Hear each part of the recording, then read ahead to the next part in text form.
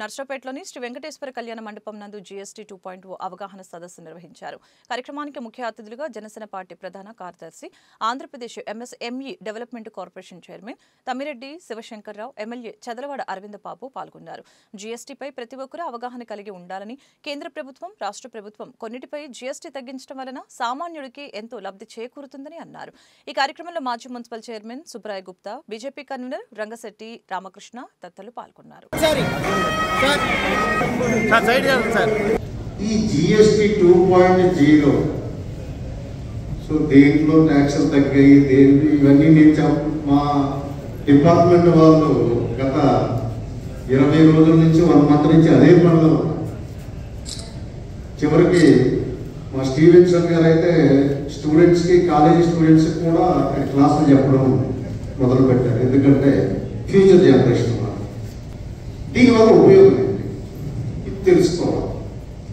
ఎప్పుడైతే కేంద్ర ప్రభుత్వం ప్రకటించిందో 2.0 జీఎస్టీ సంస్కరణ, రాష్ట్ర ప్రభుత్వం అసెంబ్లీలో తీర్మానం చేసింది. ఫస్ట్ స్టేట్ చంద్రబాబు నాయుడు గారి నాయకత్వంలో అసెంబ్లీ తీర్మానం చేసి స్వాగతించింది. This is the greatest thing happened in India.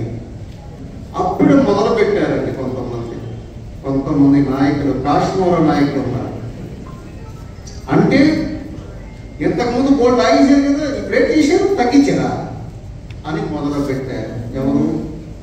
గత నాయకులు ఉన్నారు కదా, వాళ్ళు మొదలు పెట్టారు.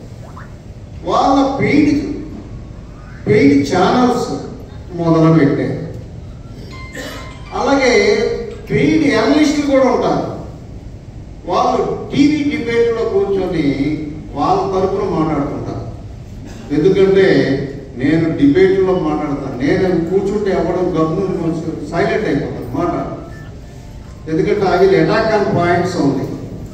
పర్సనల్గా నేను ఎవరిని అటాక్ చేయను, తమ్ముంటే పాయింట్స్ మీద మాట్లాడాను.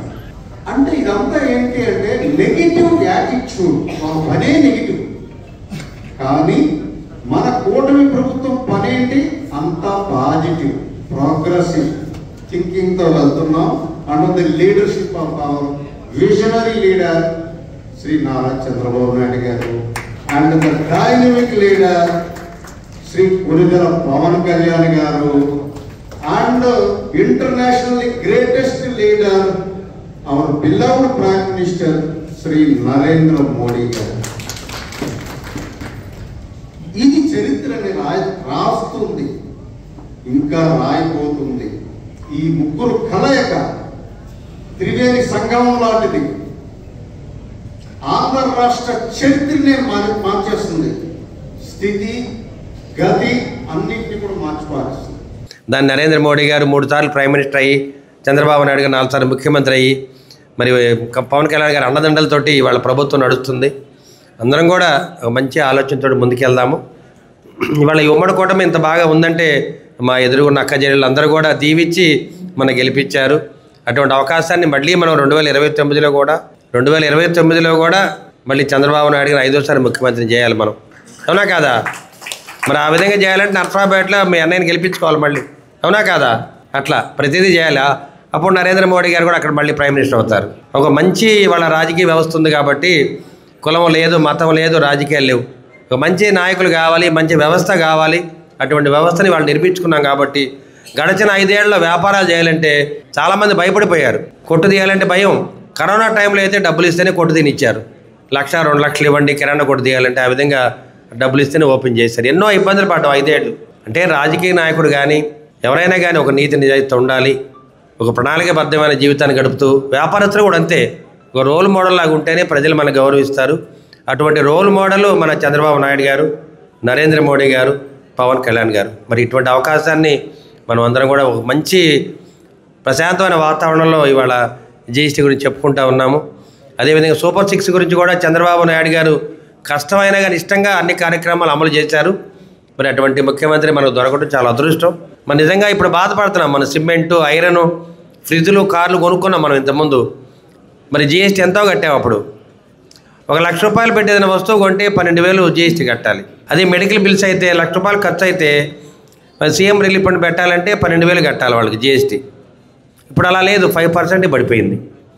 4,000 5,000 కట్టి సరిపోద్ది, లేకపోతే 3,000 కట్టినా సరిపోద్ది. ఆ విధంగా చక్కటి అవగాహన కల్పించారు. ప్రతి ఒక్కళ్ళు కూడా ఇప్పుడు హాస్పిటల్కి వెళ్తే మాకు జిఎస్టీ ఇంత వేయొద్దని అంటారు, ఎందుకు వేసామని అడిగే పరిస్థితి వాళ్ళ. ఒక వ్యాపారస్తులే కాదు, ఇప్పుడు అందరూ కూడా అవగాహన వచ్చేసింది. రైతు సోదరులకు వచ్చింది, మరి చిన్న చిన్న వ్యాపారస్తులకు వచ్చింది, మరి కూరగాయల బళ్ళు, మరి మన అరటికాయ బళ్ళు నెట్టేవాళ్ళు వాళ్ళకు కూడా అవగాహన వచ్చింది. ఇది ఒక గొప్ప అవకాశాన్ని నారా చంద్రబాబు నాయుడు గారు పని కట్టుకొని ప్రజల్లోకి వెళ్లాల్సిందే, ప్రజల్లోకి దీన్ని అవగాహన తీసుకెళ్ళాలని చెప్పడం జరిగింది. ఆన్లైన్లో రిజిస్టర్ చేసుకుంటే వ్యాపారస్తులకు కూడా బ్యాంక్ నుంచి మినహాయింపు ఉంటుందండి. 1 కోటి రూపాయలు తీసుకుంటే 4 లక్షల రూపాయలు సర్వీస్ ట్యాక్స్ కొట్టాలి. ఈ ఎంఎస్ఎంఈ సర్టిఫికేట్ ఉంటే ఏమి వితౌట్ ఛార్జెస్ లేకుండా మనం ప్రీ క్లోజెస్ చేసుకోవచ్చు.